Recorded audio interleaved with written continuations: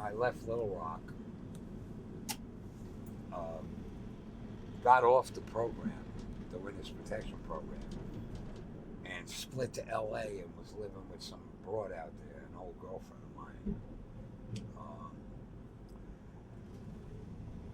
And then I just said to myself, I said, you know what, I'm just going to be like hunted, by the feds. This was after like 2 months. So I went to a payphone and I called Art Ruffles, the FBI special agent in charge of this whole thing. And he just said, where the hell have you been? And I told him where I was. I was in Santa Monica. He said, wait there. And I waited there. Within 15 minutes, there was like 5 carloads of FBI agents. They took me, and the marshals wouldn't put me back in WITSEC. They wouldn't put me back in the program. So the FBI took care of me for about 3 months. I was living on the beach in Santa Monica at the Pacific Shore Hotel. They were giving me $50 a day. And I was working out at Gold's Gym. Then what happened was the marshals finally took me back into the program, and they sent me to Birmingham, Alabama. And one night, the divorce thing, losing Denise and the kids really got to me. So one night I'm sitting, actually it was in the afternoon, I was sitting in Birmingham in my motel, where I used to live. And I said, fuck this. I said, it's got to come down to a fucking head. So I was working out with all these steroid freaks. And one guy, Johnny Alfano, had an M16.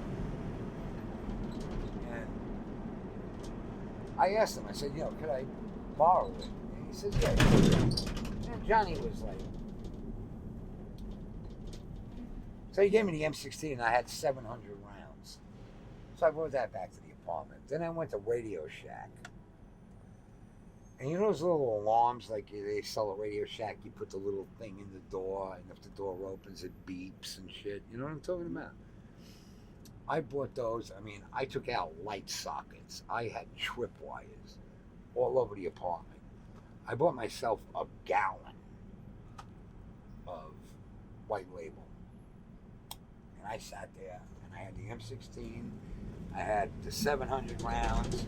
I had like 7 magazines loaded. And I decided this is going to be it, man. This is going to be like Custer's last stand. About 10 o'clock,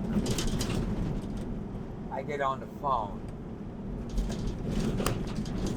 And I called every wise guy that I knew in New York. I had a yellow Volvo. I told them the Volvo. I told them the license plates.